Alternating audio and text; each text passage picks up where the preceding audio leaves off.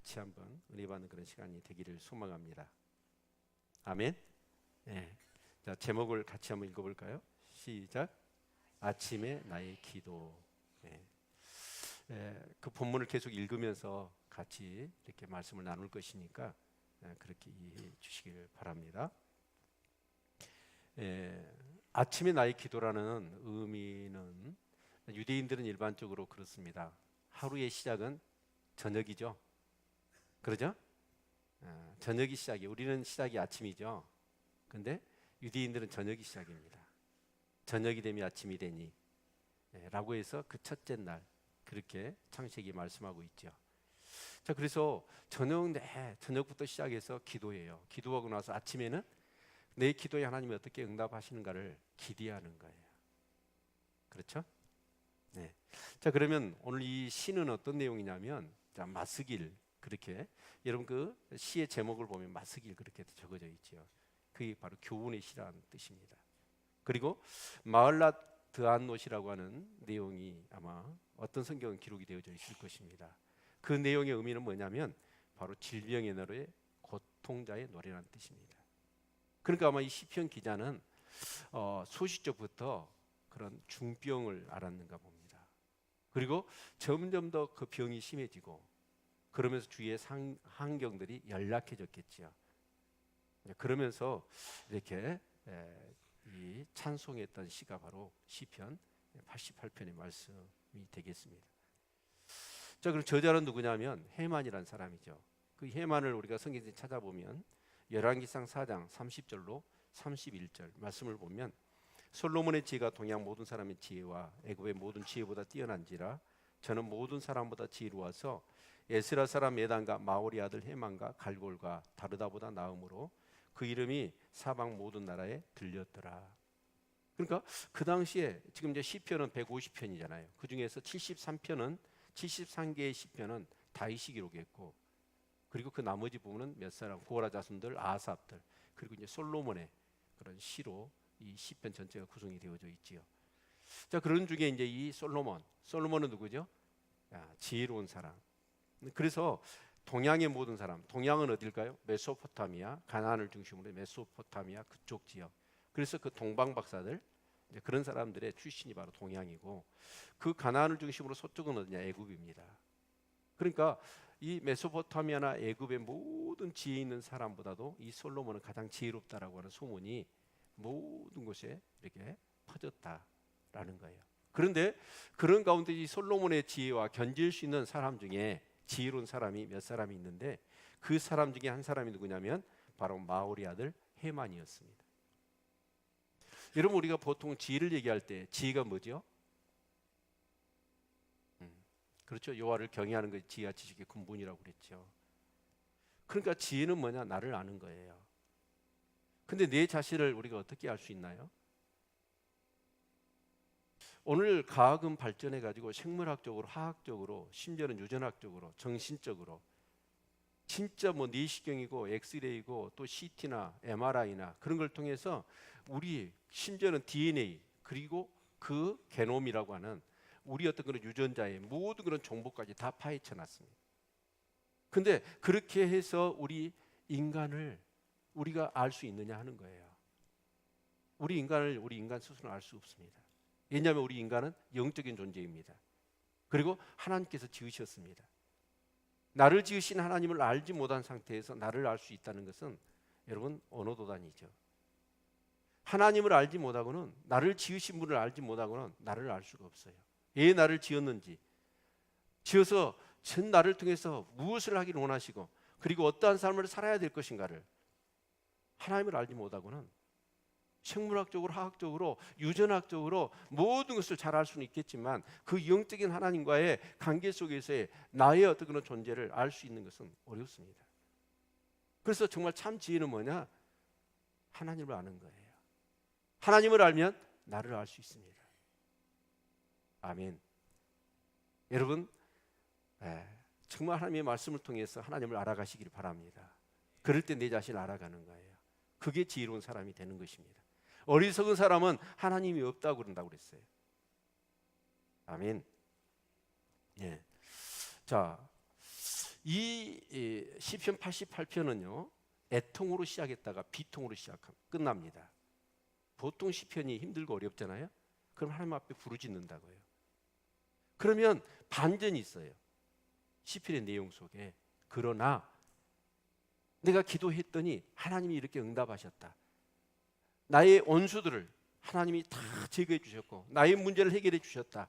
그래서 나는 하나님 앞에 감사한다. 그리고 하나님 앞에 찬양한다. 이것이 대부분의 시편의 내용들입니다. 그런데 이 시편 88편은 시편 중에서 시 중에서 종교적으로도 그래요. 모든 종교의 시가 있는데 그 시 중에서도 가장 비통한 시가 시편 88편이라는 거예요. 그래서 루터는 이 시편 88편을 놓고 이런 얘기를 했어요. 같이 한번 읽어볼까요? 시작. 모든 것이 다 잘 될 것이라는 철학을 성경에서 꾸며내는 자는 성경에서 이 시편을 찢어내야 할 것이다 라고 얘기했어요. 우리는 기복주의 신앙, 하나님은 좋으신 분. 그래서 우리가 어떤 문제가 있을 때 하나님 앞에 부르짖고 기도하면 하나님은 어떻게 해요? 문제를 해결해 주시고 우리에게 복을 주시고 모든 상황을 좋게 해주신다는 거죠.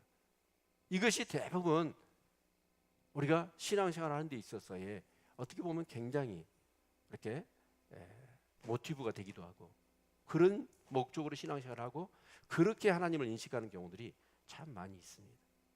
그런데 만약에 이 성경에서 그런 어떤 철학들을 끄집어내려고 하는 사람들은 이 시편 88편을 찢어내야 된다는 거예요. 그러니까 기복주의 신앙에 완전히 어떻게 보면 이 문제제기를 하는 시지요. 그래서 여러분 이 시편의 이 내용을 보면 그렇게 주야로 하나님 앞에 부르짖고 매일 아침마다 일어나서 밤마다 기도한 것을 하나님이 어떻게 응답하셨을까를 기대하고 또 기다려봐도 상황은 좋아지는 게 아니라 사장은 점점 더 심각해지고 어려워지는 거예요. 1절 2절만 빼놓고 18절까지 절절히 상황이 나빠지는 상황만 얘기하고 있습니다. 근데도 불구하고 이 시편 기자는 뭐 한다는 거예요? 하나님께 기도한다는 거예요. 아멘. 오늘 시대가 그러잖아요. 달면 삼키고 쓰면 뱉어버리잖아요. 모든 관계를 어떻게 하고 있나요?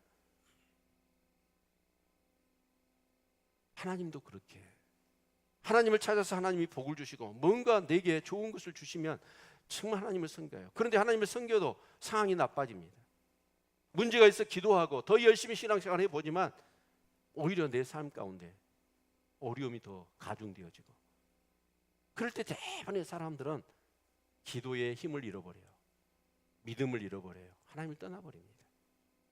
근데 놀랍게도 이 시편 기자는 오히려 상황이 더 낙하되어지고 정말 심각해지고 더 정말 사망과 같은 그런 상황들이 계속 되어진데도 불구하고 나는 더 강력하게 하나님께 기도해야 되겠다 라고 이렇게 외치고 있습니다. 그래서 오늘 우리가 한 1절씩 이렇게 제가 다르게 안 하고 오늘 제가 목사가 아니라 국어 선생님이 돼보려고 자 한번 봅시다.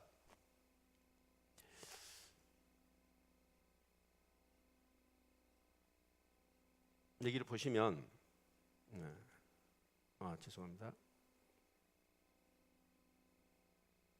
자 여기 볼까요? 여호와여라고 말씀하고 있죠.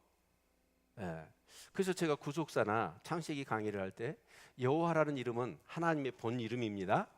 그러나 이스라엘 사람들은 하나님을 경외하기 때문에 본 이름을 우리 아버지 이름을 함부로 부르지 못하듯이 하나님의 이름이 여호와인데 여호와라는 말을 함부로 안 불렀어요. 그래서 아도나이 다른 별칭을 하나님의 이름을 지어가지고 하나님을 그렇게 불렀던 거죠.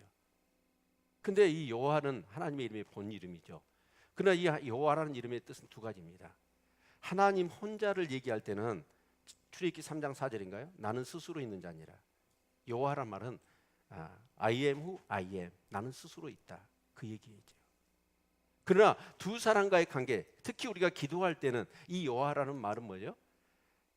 언약의 하나님을 얘기해요. 아멘. 시건치 아니하시고 거짓이 없으시고 하신 말씀을 반드시 이루시는 그 언약의 신실하신 하나님을 얘기할 때 여호와라고 부르는 거예요. 그리고 또한 내 구원의 하나님이라고 얘기합니다. 이 하나님은 뭐예요? 엘로힘을 썼어요. 엘롬이란 뭐냐? 전능하신 하나님이란 뜻이에요. 그러니까 여러분 이제 이 시편 기자가 기도할 때 하나님은 언약에 신실하신 하나님, 그 말씀하신 대로 그대로 이루시는 하나님, 그러면서 그것을 또한 말로만 할 뿐만 아니라 그것을 능력으로 행하실 수 있는 그 하나님 앞에 부르짖고 기도하고 있는 거예요. 나의 구원을 이루신 그 전능하신 하나님 앞에 그 신실하게 하신 말씀대로 모든 것을 이루시는 언약의 하나님을 부르면서 기도하고 있는 것이죠. 아멘. 여러분, 이 하나님에 대한 속성, 진짜 언약의 하나님, 신실하신 하나님, 그것을 능히 이루실 수 있는 전능하신 하나님을 여러분 경험하지 않는 사람은 기도가 안 되지요. 그러나 이 하나님을 진짜로 알아가고 또 체험한 사람은 어때요? 하나님 앞에 기도할 수가 있어요. 그래서 내가 주야라는 뭔 말이에요? 밤낮으로 하나님 앞에 기도했다는 거예요. 누구 앞에요? 네, 주님 앞에.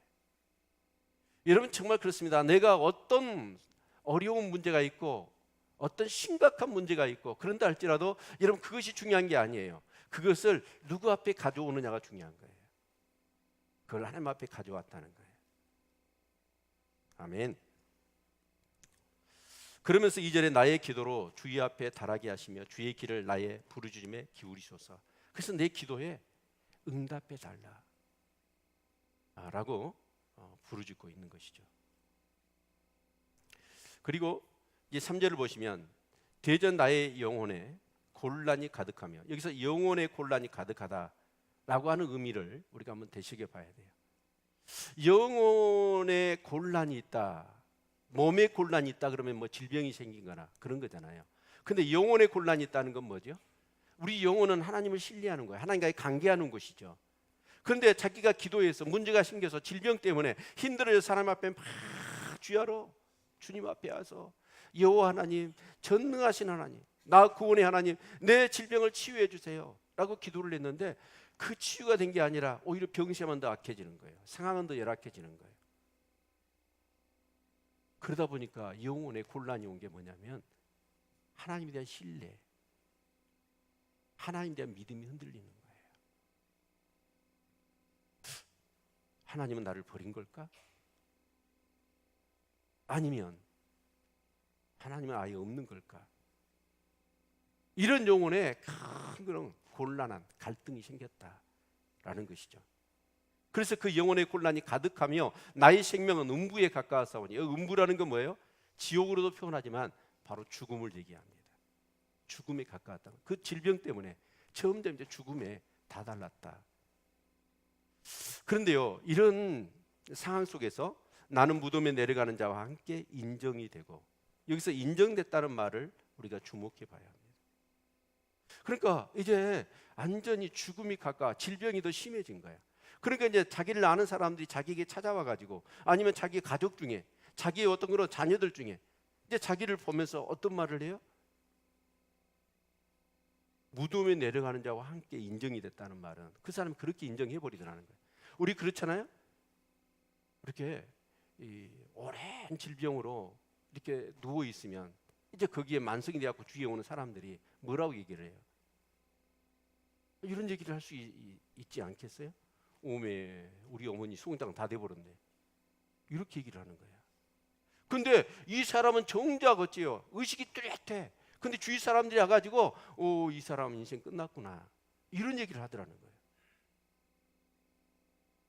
그러니까 얼마나 자기가 아프고 기도해도 더 질병이 심해지는 것은 둘째치고, 주위에 있는 사람들마저도 자기를 뭐예요? 인생 끝났구나, 송장 다 됐구나, 이런 식으로 얘기를 하는 거지. 주위에서 그래도 소망이 있습니다, 힘내십시오, 하나님이 살아계시잖아요, 기도합시다, 이런 얘기를 해주는 게 아니라, 제가 어제 우리 직원이 하면서 이기만 목사님한테 들은 얘기인데, 치매 환자들은요, 이렇게 보험을 들으면 치매 환자는요 인격체로 안 쳐준대, 사물로 취급을 한대. 그래갖고 이렇게 몸을 다치잖아요. 그러면 사물이 어디가 이렇게 부서지거나 그런 것으로 이렇게 취급을 한다고 그래요. 그러니까 오랜 병에 이제 질병을 갖고 이제 곧 이제 죽음을 앞두고 있으니까 주위 사람들이 와가지고 뭐라고 얘기하냐면 물건처럼 그렇게 얘기를 한 거예요. 여러분 절대로 치매에 걸리지 마십시오. 에? 물건 취급 안 당하고 인격체로 취급을 당하시려면 치매 걸리면 안 돼. 보험에서는 그렇게 한다고 제가 한 게 아니라 이 목사님 저한테 가르쳐 줬습니다.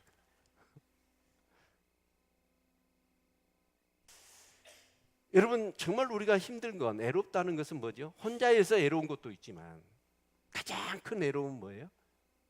거절받을 때예요. 거절을 당할 때. 내 가족들, 내 사랑하는 사람들, 내가 아는 사람들이 내 주위에 와가지고 나의 어떤 그런 오랜 질병 때문에 오늘 어떤 그런 아픔을 동정하고 격려하고 위로하기보다는 인생 끝났구나, 송장 다 됐구나, 이런 식으로 얘기를 해버리는 거예요. 그때 이 마음은 얼마나 아파요. 그래서 힘이 없는 사람과 같으며, 힘이 없는 사람이라는 뭐예요? 쓸모없는 사람이 돼버렸구나, 이런 얘기를 하더라는 거예요.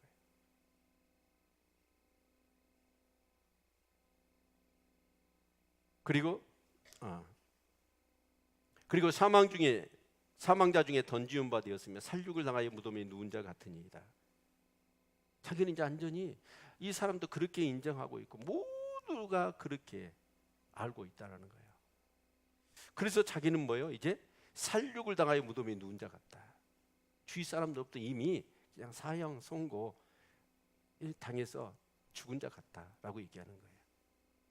자, 그런데 이 시편 기자는 여기 주께서 보십시다. 주께서 저희를 다시 기억지 아니하시니 저희는 주의 손에서 끊어진 자니이다.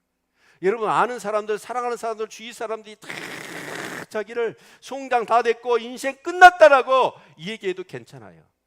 누구만 알아주면, 주님만 알아주면. 근데 그 마음 가운데 아까 영혼의 곤란이었다고 그랬죠. 그게 뭐냐면 주께서 저희를, 나를 기억지도 않고 주의 손에서 나는 끊어진 자라는 이 생각이 오니까 걷잡을 수가 없는 거예요.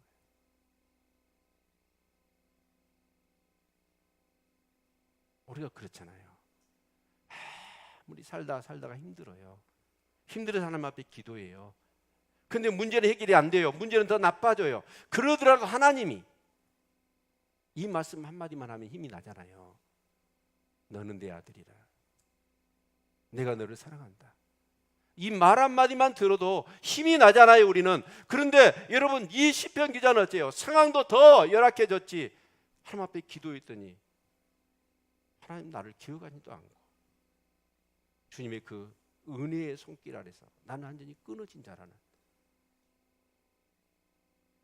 이 마음이 들어질 때 얼마나 이 시편 기자는 힘들었겠습니까?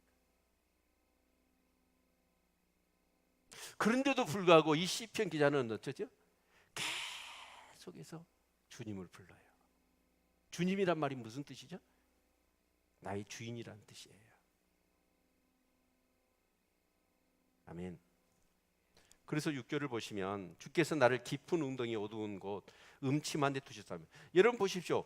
아까도 그랬죠. 주께서, 오늘 이 6절에도 주께서, 저 사람들이 나를 떠나고 나에 대해서 정말 부정적이고 나에게 사형 선고를, 살육을 당한 것처럼 송장 다 됐고 인생 끝났다라고 얘기를 합니다. 그리고 나를 떠나고 나를 버리는 거예요. 그런데 그걸 누가 하셨다고? 주께서 하셨다. 사람을 원망한 게 아니라 주님이 하셨다. 주님이 하셨기 때문에 나는 어떻게 한다? 결자해지라고. 그것을 묶으신 분이 푸실 수 있는데, 그래서 나는 어때요? 사람을 원망하는 게 아니라 오히려 더 그 문제를 해결하실 수 있는 주님 앞에 기도해야 되겠다 라는 것이죠. 대개가 이런 상황이 되면 어쩌죠? 어떻게 주님 나한테 이룰 수 있어요? 어떻게 나한테 이루실 수 있어요, 주님? 서운한 감정으로 하나님 앞에 원망하고 우리가 불평하지 않겠습니까?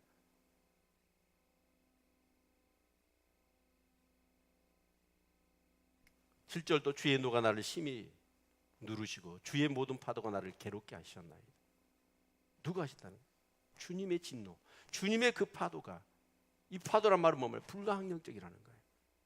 감당할 수 없다는 것이죠.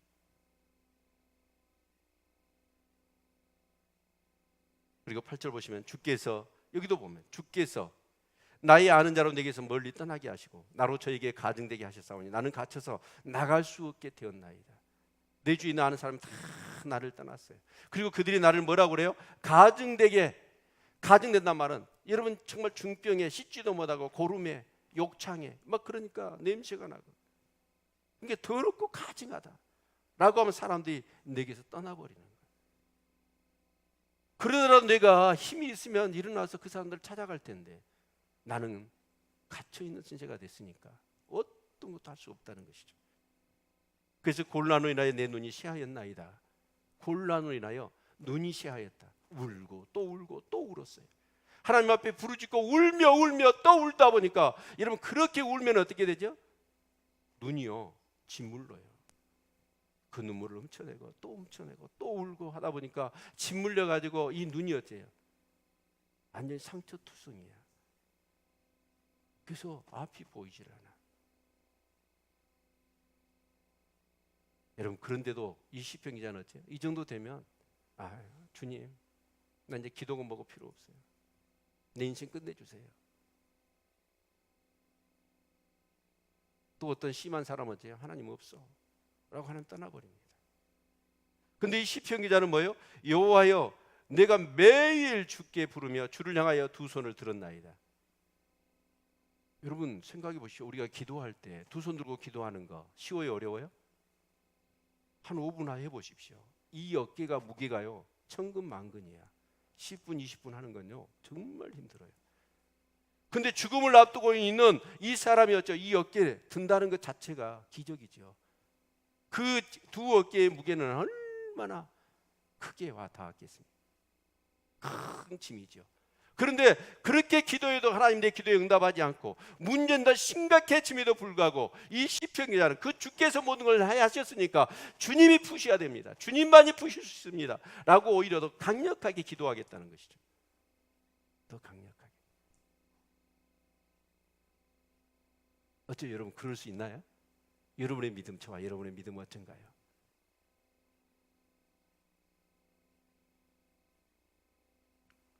절 보시겠습니다. 주께서 사망한 자에게 기사를 보이시겠나이까? 유언이 일어나 주를 찬송하리이까?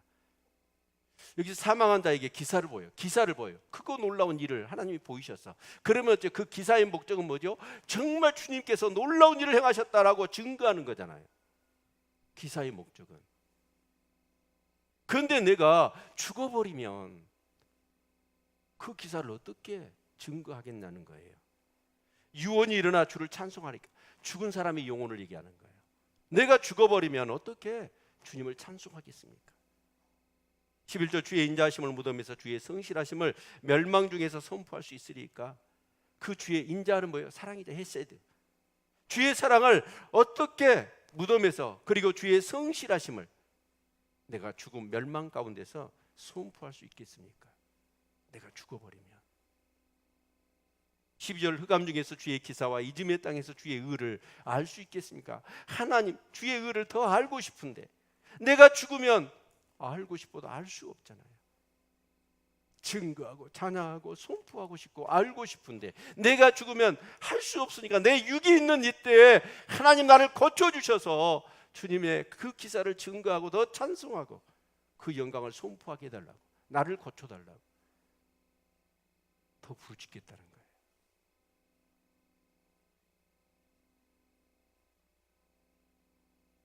13절 여호와여 주께 내가 부르짖어 싸우니 아침에 나의 기도가 주의 앞에 달하리이다. 밤새 기도하고 또 다음날 일어나서 정말 내 기도에 하나님이 어떻게 응답하셨는가를 기대한다는 거예요. 세상에 어떻게 이룰 수 있죠? 그럼 14절 여호와여 어찌하여 나의 영혼을 버리시며 어찌하여 주의 얼굴을 내게 숨기시겠나이까?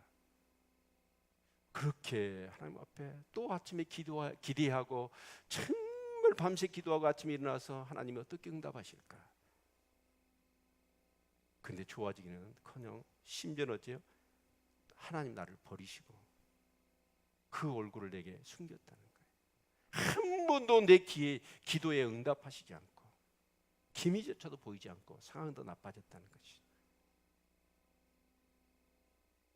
15절 내가 소시부터 곤란을 당하여 죽게 되었사오며 주의 두렵게 하심을 당할 때 항망하였나이다. 근데 이 사람은 어려서부터 그 병으로 시름시름 앓았던 것 같아. 그러다 보니까 재산 다 없어졌지요. 아는 사람들, 심지어는 가족들마저도 다 자기를 시체 취급하고 물건 취급하고 자기를 떠나버린 거예요. 그럼에도 불구하고 그렇게 기도했는데도 하나님은 또 어째요? 자기를 기억도 안 합니다. 그 은혜의 손길 한 번 주질 않아요. 자기 영혼을 버린 것 같아. 이게 주의 진노가 내게 넘치고 주의 두렵게 하심이 나를 끊었나이다. 완전한 절망. 그 상황 가운데 다다른 것이죠. 7절 이런 일이 물같이 종일 나를 애우며 함께 나를 끊었나이다. 기도에도 어째요? 상황은 더욱더 심각해진 거죠. 그리고는 18절 여기 보십시다. 주께서 나의 사랑하는 자와 친구를 내게서 멀리 떠나게 하시며 나의 아는 자를 흑암에 두셨나이다. 주님께서 내 사랑하는 사람들마저도 다 떠나게 했다는 거예요. 그리고 그들 흑암에 두었다는 거예요.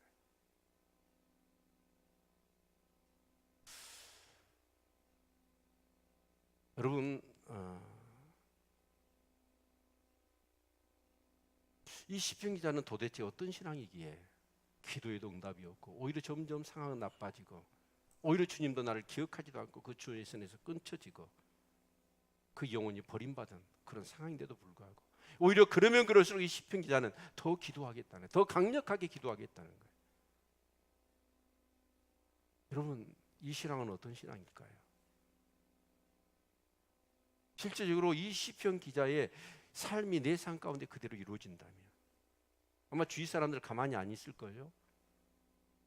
저 사람은 도대체 하나님 앞에 뭔 죄를 지었간디 저렇게 하나님한테 얻어 터지고 맞느냐는 거예요. 저렇게 저주를 받느냐는 것이죠. 정죄를 당할 겁니다. 그런데도 불구하고 여러분 이 사람은 어때요? 기도를 더 강력하게 주님 앞에 부르짖겠다는 거예요.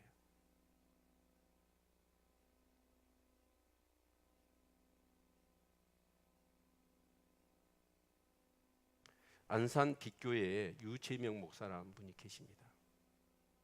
근데 그 목사님이 이제 이렇게 부름을 받고 목사가 되고 그래서 결혼을 하고 이제 교회를 개척을 하려고 하는데 모든 돈을 다 끌어모았어. 그래서 그 안산 건물 지하에서 반쪽을 나눠가지고 한쪽은 사택을 하고 한쪽은 교회를. 근데 그 습한 곳에 있다 보니까 사모님이 병이 걸려버렸어. 정말 그 중병으로 고생을 하는 거예요. 그래서 도저히 안 되겠다. 지하실을 벗어나자. 해가지고 아는 사람 다 부탁하고 가족들 형제들 부탁해가지고 돈을 모아가지고 삼각 건물을 얻었어요. 근데 그 삼각 건물이 뭐냐? 그 중간에 일을 했던 사람한테 사기를 맞아버린 거예요. 그러니까 완전히 이제 교회가 그나마 몇 명 있는 교인들이 난리예요. 그런데 어떻게 이제 막 기도하고 하다 보니까 그 문제가 일단락이 됐어요. 그리고 교회가 조금씩 이렇게 부흥하니까 그 어느 여름이 돼가지고 하나님 앞에 이제 이렇게 그 기도를 하는데 이제 수련회를 교인들도 가져가고 그래서 6명이 서해안 섬으로 답사를 간 거예요. 근데 배가 바다에서 정복이 돼가지고 6명이 다 죽어버렸어. 개척교회가. 그러면서 이제 주위에서 막 얘기가 떠도는데 목사님 귀에 들려. 저 교회 가면 부도나고 사기 맞고 저 교회 가면 다 죽어나간다. 목사가 됐으나 안 될 사람이 목사가 되가 있으니까 저렇게 되는 거다라고 하면서 온갖 정죄와 비난이 막 들리는 거예요. 그러니까 이 목사님이 어때요? 도저히 자기 힘으로는 목회를 할 수가 없어요. 그래서 진짜로 오늘 시편 기자처럼 주야로 그냥 강대상에 앉아서 우는 거예요. 하도 울다. 그러니까 그냥 눈물을 닦다 보니까 얘가 다 눈주위가 헤어져가지고 딱지가 다 붙었어. 그래도 또 우니까 거기에 또 벗어져가지고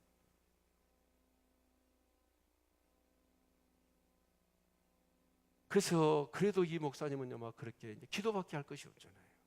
왜 부르짖고 기도해요. 그럼 대부분 스토리가 어떻게 되죠? 그렇게 기도했더니 하나님이 돈 많은 장로님 권사님을 보내줘가지고 다 빚 갚고 문제 해결하고 교회가 부흥했더라, 복 받았더라, 이거잖아. 근데요 그 목사님 얘기가 뭐냐면 그런 건 하나도 안 일어나는 거예요. 도저히 목회를 할 수가 없는 상황이 되어진 거예요. 근데도 불구하고 이 목사님은요 기도줄을 놓지 않았어. 그랬더니 하나님이 기도 중에 그렇게 말씀하시더래요. 재명아, 네가 하나님 나라 오면 내가 네 눈물 제일 먼저 닦아주마. 그 말씀이 들리더래요. 다른 거 아니고 그 말씀 한마디에 이 목사님 힘이 난 거예요. 하나님의 고난을 우리에게 이렇게 주실까요? 고난은 우리의 영혼을 깨우는 나팔소리입니다. 하나님의 나팔소리. 우리는 너무나 이 세상에 신앙생활을 하면서 이 땅에 소망을 너무 많이 두고 살아요. 소망을. 그래서 그런 것에 소망 두지 말고 나에게 소망을 두고 저 영광의 하나님 나라에 소망을 두라고 하나님이 때로는 우리의 삶 가운데 고난을 주시는 거예요. 다른 거 없이 그 유재명 목사한테 하나님 그러시는 거예요. 너 하나님 나라 오면 네 눈물 내가 제일 먼저 닦아주마. 흔히요 이렇게 시골에서 옛날에 이렇게 재산 1호가 뭐죠? 소잖아요. 소를 키워요. 그렇죠? 아니 좀 그런다고 대답 좀 하셔. 에? 네, 소를 키워. 그런데 집이 불이 났어. 그럼 이제 재산은 1호를 끄집어내야 되잖아요. 근데 소가 불이 나고 막 그러니까 이 소가 점점 더 이 한간에서 안 나오려고. 그럼 이제 주인은 어째 끄집어내야지. 불타서 죽게 되잖아요. 그래서 막 끄집어내려고 하면 소가 어떻게 해요? 이 미련한 것이 막 버팅기는 거예요. 그리고 더 안쪽으로 들어가. 그래서 그 소를요 밖으로 끄집어내야 돼. 사람 힘으로는 안 되잖아요. 이 소를 끄집어낼 수 있는 방법은 어떤 거냐면 여물통을 엎어버린대. 여물통을 그냥 확 뒤집어 버리면 소가요 그것 보고요 아 여기 있어봤자 이제 먹을 거 더 이상 없구나. 그리고 지발로 걸어 나간대. 진짜 우리는 이 땅에 너무 소망을 두고 있으니까 저 하나님 나라 쥐 죽을 줄 모르고 불타는데도 불구하고 불탈 것인데도 불구하고 이것저것 이 세상에 소망을 두고 그거 붙잡고 있다니까. 근데 이 시편 기자는 뭐냐 신앙이 오늘 이 땅에서 기도해도 응답이 없어. 오히려 더 상만 나빠지고 절망과 사망이 가까워 있어. 그럼에도 불구하고 이 시편 기자는 뭐예요? 기도줄을 놓지 않아요. 무엇 때문이죠? 이분에게는 하나님 나라에 대한 신앙이 있는 거예요. 아멘. 오늘 우리가 우리의 신앙생활이 무기력하고 세상의 유혹 앞에 속절없이 여러분 무너지고 타협하고 세상에 동화되는 자명한 이유가 하나 있어요. 그게 뭐냐면 하나님 나라에 대한 신앙을 잃어버린 거예요. 하나님 나라에 대한 신앙이 있으면 아무리 삶이 고난과 역경과 한난이 기도에도 응답이 없더라도 그거 참아내집니다. 세상에 별 것을 다 가지고 여러분 우리에게 유혹하더라도 눈길 한 번 안 주고 주님 따라갈 수 있어요. 하나님 나라의 신앙이 있으니까. 근데 오늘 우리에게는 이 하나님 나라의 신앙이 없어. 그러니까 좀 힘들면 원망하고 불평하고 세상을 의지해버리고.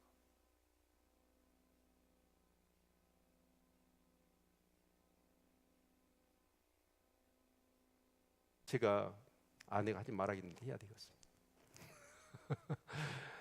제 마음 가운데 두고 있는 예하라.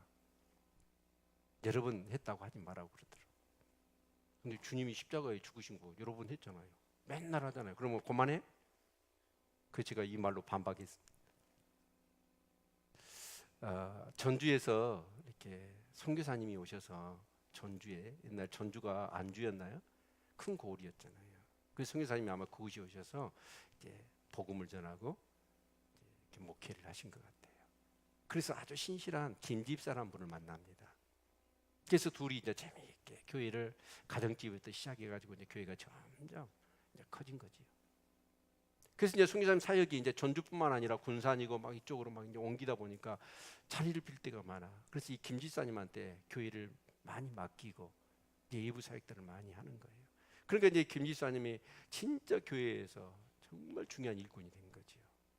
근데 그날도 그 김집사님하고 선교사님이 교회에 뭐 문제가 그 고장 난 거 있어가 뚝딱뚝딱 고치고 있는데 갑자기 헐레벌떡 동네 사람이 와서 전가를 하는데 그 얘기가 뭐냐? 두 아들이 시내 몇감으로 갔다가 물에 빠져 죽었다는 거예요. 청천벽력과 같은 소리죠. 그래서 이 선교사님하고 그 김집사가 그냥 냇가로 갈봤어. 아침까지 정말 그렇게 생떼 같은 자식들이 아니 싸늘한 시신이 돼가지고 누워 있는 거예요. 할 말이 없어. 더 이상 있을 수 없어서 선교사님하고 그 김집사가 두 아들 시신을 들쳐매고 집으로 오는데 집으로 올 때 보니까 그 집 있는 근처에서 검은 구름이 연기가 막 피어오르는 거예요. 불길한 예감이 들어서 달려가 봤더니 자기 집이 불에 다 타버린 거예요. 아내는 나오지를 못해서 거기서 죽어버린 거예요. 마당에다가 두 아들이 시신 내놓고 지 덩그러니 시커멓게 다 타버려가지고 아내도 죽었는데 할 말이 없어.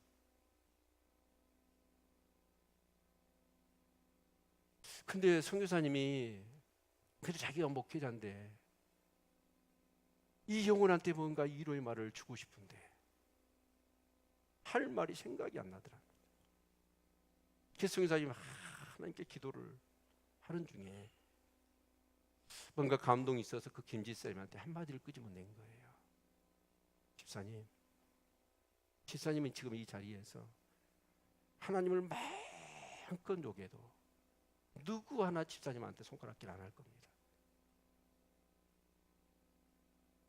그러나 이 상수기 집사님은 하나님을 찬양할 수도 있습니다. 그 얘기를 한 거예요. 그 말을 듣고 김 집사님이 깊은 침묵을 하고 신음처럼 김 집사님 위해서 나오는 첫 마디가 뭐였냐? 그래요, 선교사님. 저는 그래도 하나님을 찬양할 겁니다.